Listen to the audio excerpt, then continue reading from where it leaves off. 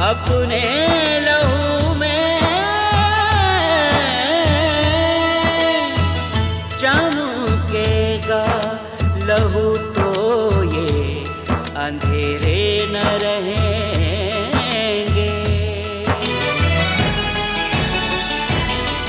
धरती को खून पिलाना है, मिट्टी का कर्ज चुकाना है। धरती को खून पिलाना है, मिट्टी का कर्ज चुकाना है। मिट्टी ने दी है जान हमें,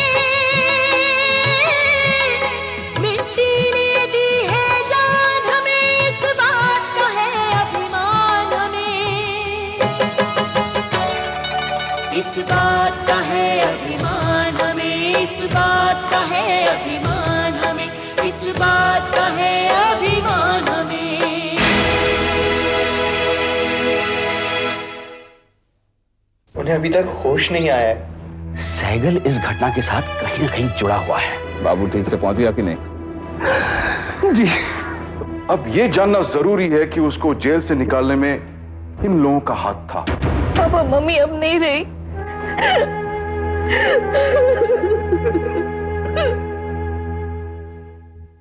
सहगल साहब जिम्मेदार हो सकते हैं? ये तुम क्या कह रहे हो? सर कातिल राजू भैया के साथ था। कातिल वहां से राजू भैया की गाड़ी में बाहर निकला है। इसका क्या मतलब निकाला जाए? जिसने उसके मालिक पर गोलियां चलाई, उसकी गाड़ी में राजू भैया क्यों था? मैं नहीं मानता।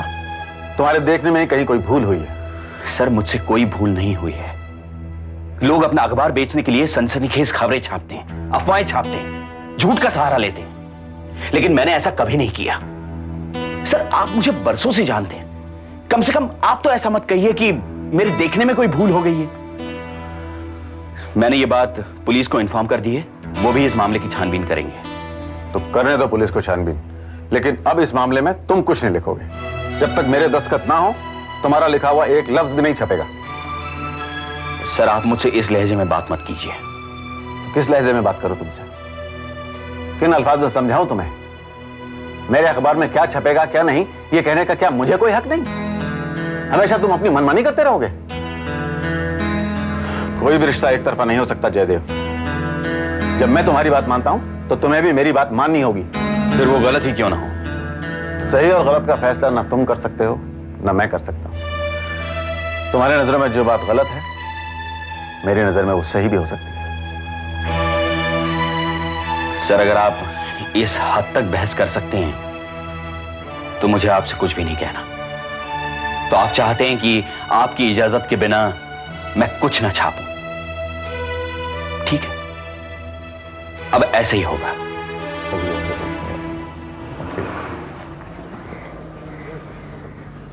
जाओ यहां से।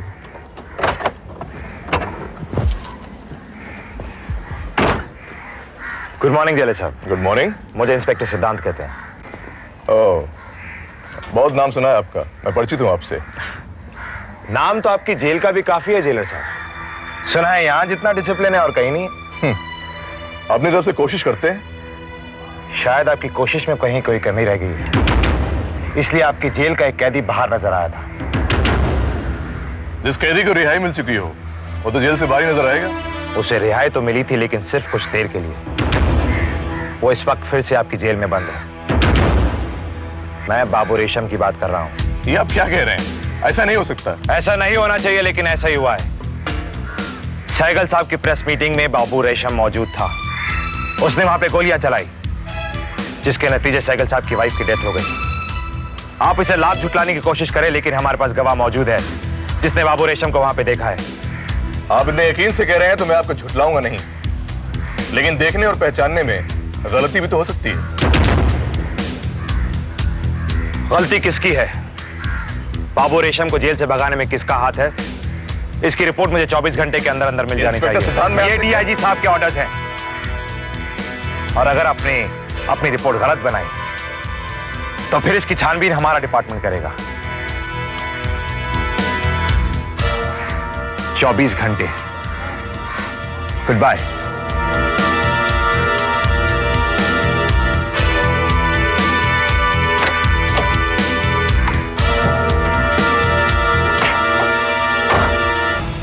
आपने मुझे यहाँ क्यों बुलाया?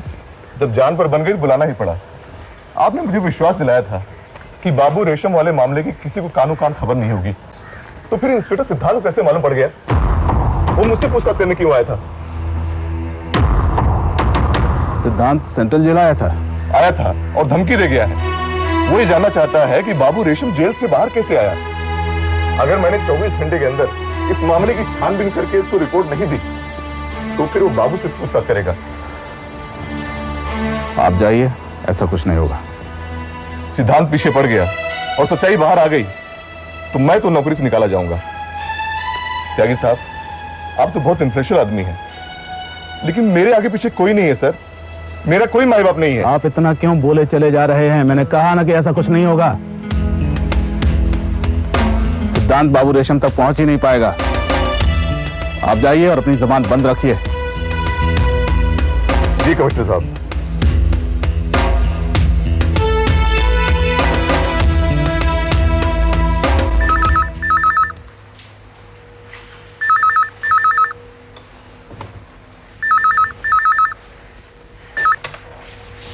हेलो। ऐश्वर्या, मैं बोल रहा हूँ। हाँ जयदेव। ऐश्वर्या, मैं तुमसे मिलना चाह रहा हूँ। तुम्हारी मम्मी के साथ जो हादसा हुआ उसका मुझे बहुत अफसोस है। और मुझे इस बात का अफसोस है कि तुमने मेरे पापा के खिलाफ अपने अखबार में लिखा। मैं तुमसे मिलूंगा तो पूरी बात समझाऊंगा तुम्हें। हम बहुत मिल चुके जयदेव, अब मुझे तुमसे नहीं मिलना। तुम मेरे पापा से नफरत करते हो इसलिए हमेशा उनके खिलाफ अखबार में लिखते थे ना जयदेव? कम से कम इस बार तो नहीं लिखा होता। कम से कम इस बार तो हमें चोट नहीं पहुंचाई होती।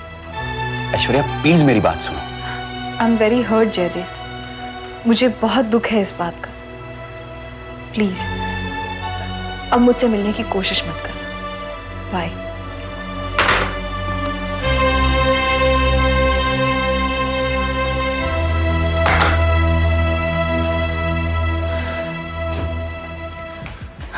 जयदेव, ये रिपोर्ट मैं प्रूफिंग के लिए भेजूं, जरा देख लेना उसको। तुम्हें जो भी लिखना है, जो भी छापना है, चौहान साहब के पास भेज दो। मुझे मत पूछो।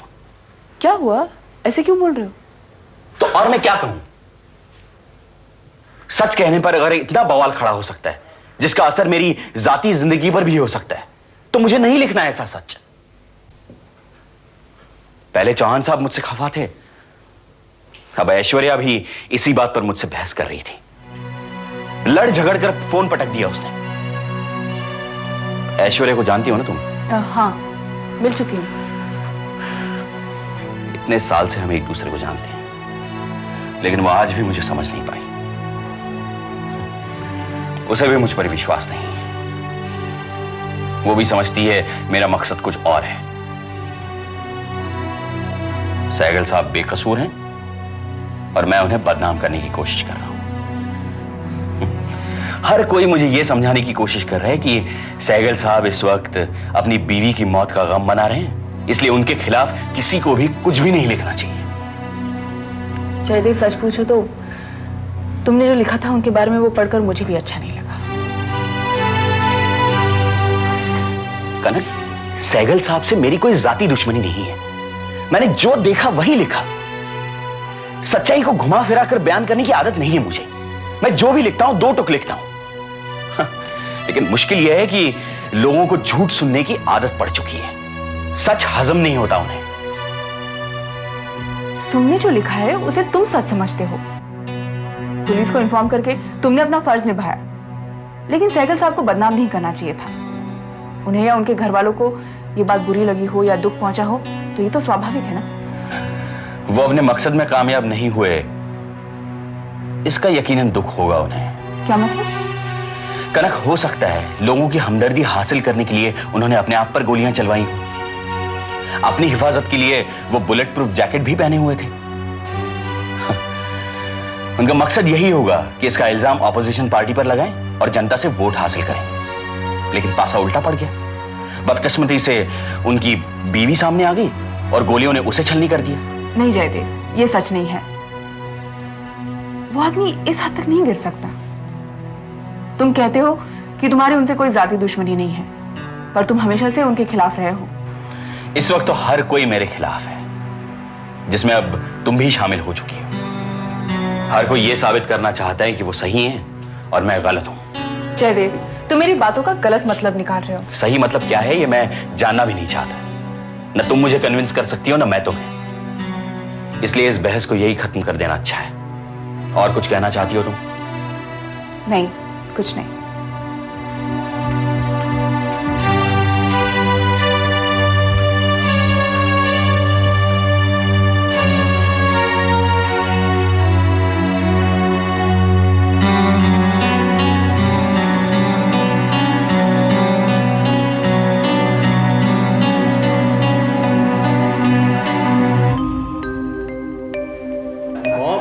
बिलीव नहीं करोगे, डैड आज डिस्को आए थे। आप डिस्को गए थे? ओह यस, अगली बार हम आपको भी लेकर चलेंगे। अच्छा बस बस बहुत चुप बस।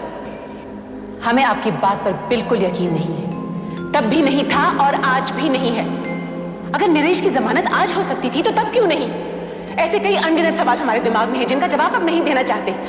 एक तरफ तो आप भाभी जी से कहते हैं कि वो परेशान ना हो, और दूसरी ओर आप त्यागी साहब से कह रहे हैं कि वो उनकी जमानत रद्द कर दें। कैसे दोगले इंसान हैं आप? ऐसा नहीं हो सकता कि आप इस चुनाव को लड़ने से इनकार कर दें।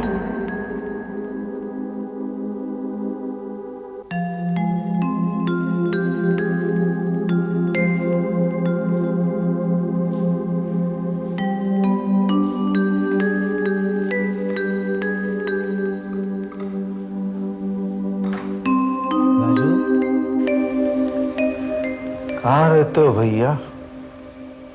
कभी हमारे पास आकर बैठा करो। हम तो नजर मिलाकर आपसे बात करने के लायक भी नहीं रहे भाई जी। हमको उस वक्त आपके पास होना चाहिए था। गोलियों से हमारा सीना छलनी हो जाता, पर हम भाभी जी पर आंच नहीं आने देते भाई जी। हम कसूरवार हैं भाई जी, हम कसूरवार हैं। अरे नहीं भाई, तुम्हारा कोई कसूर नहीं है, कोई कसूर नहीं है तुम्हारा। ऐसे क्यों कहते हो? ये तो भाई हमें ही अपने गुनाहों की सजा मिल रही है। साहब, त्यागी साहब और चौहान साहब आपसे मिलने आए। बुलाओ। ठीक है साहब। चलो लेकर आइए। आइए चौहान साहब, क्या पीजिएगा? कुछ नहीं, अभी कुछ नहीं। भाई हम खुद ही आपके पास आने वाले थे, अच्छा हुआ आप यहाँ आ गए। आइए बैठिए।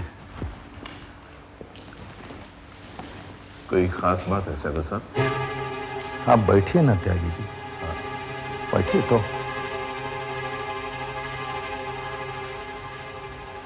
भाई अब जो हमारे लिए खास थी वो तो रही नहीं। अब हमारे लिए किसी बात की अहमियत है नहीं। चौहान साहब, हमने तय किया है कि हम इलेक्शन नहीं लड़ेंगे। यार क्या कह रहे हैं? हाँ चौहान साहब, जिस सियासत ने हमसे राजेश्वरी को छीन लिया है, हम उस सियासत में नहीं रहेंगे। अपना फैसला बदल दीजिए साइकिल साहब।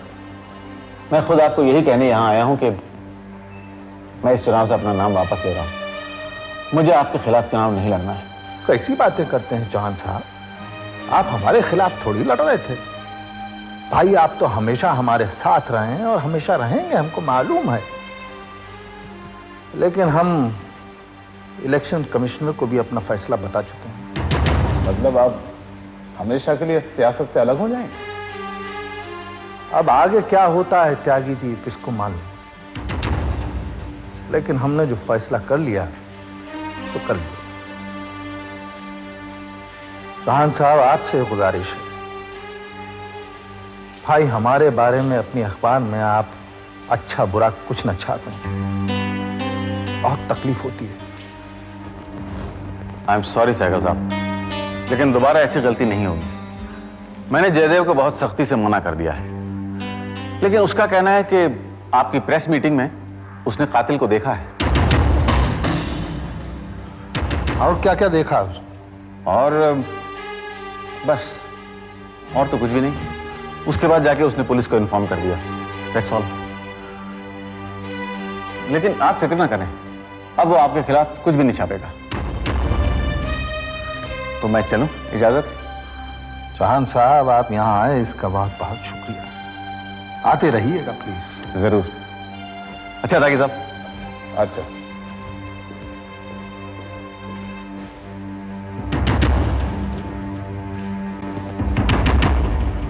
चौहान साहब कुछ कहते कहते रुक नहीं पाए थे। जयदेव ने कुछ और तो नहीं बताया पुलिस को?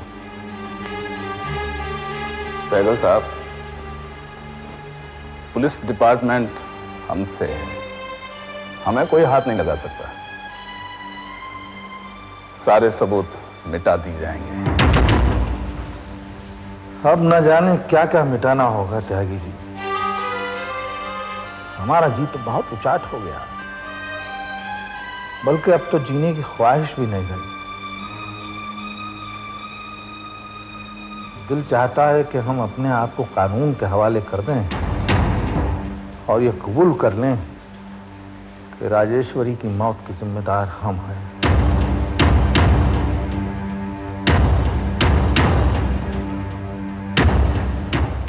अगर आपकी यही इच्छा है तो कर लीजिए, मगर ये मत भूलिए कि आप अकेले नहीं हैं, और लोग भी शामिल थे आपके साथ। सजा सिर्फ आपको नहीं, हम सबको मिलेगी। चलता हूं मैं।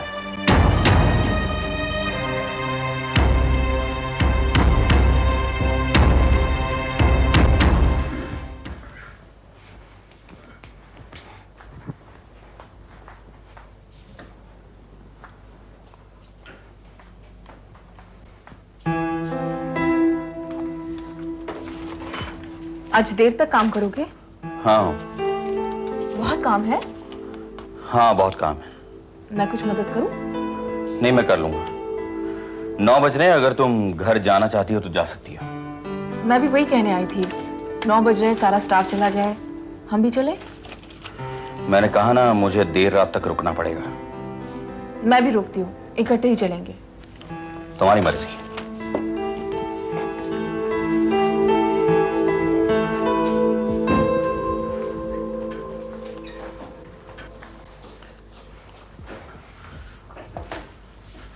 नाराज हो मुझसे? हाँ, नाराज हूं। आई एम सॉरी जयदेव, मुझे तुमसे बहस नहीं करनी चाहिए थी। हर इंसान का अपना अपना नजरिया होता है, सोचने का अलग ढंग होता है, उसे कोई नहीं बदल सकता। और किसी के बोलने से तुम बदल जाओ, ये तो नामुमकिन है। सही कहा ना मैंने? No comments. तुम सही हो या गलत, इसके बारे में मैं अपनी कोई राय नहीं दूंगा। तो तुम नाराज हो? नाराज ही रहोगे? जयदेव, तुम बहुत ही जिद्दी हो। अपनी बात पर अड़े रहते हो तो अड़े ही रहते हो। ये शिकायत तो मुझे भी है अपने आप से। मेरी सबसे बड़ी कमजोरी ये है कि मैं समझौता नहीं कर पाता। ये तुम्हारी कमजोरी नहीं, तुम्हारी ताकत है, और इसीलिए लोग तुम्हारी इज्जत करते हैं। और यही ताकत तुम्हें अपनी मंजिल तक ले जाएगी। और मंजिल तक पहुंचते पहुंचते उम्र बीत जाएगी। कभी कभी मैं सोचता हूं, वाकई मैं गलती तो नहीं कर रहा। मैं औरों की तरह समझौता क्यों नहीं कर सकता? सहगल साहब मेरे साथ मिलकर अखबार शुरू करना चाहते थे, पार्टनरशिप ऑफर की थी उन्होंने, तब मैंने उन्हें इनकार कर दिया। ऐश्वर्या के साथ मेरी शादी हो सकती थी, इसके बावजूद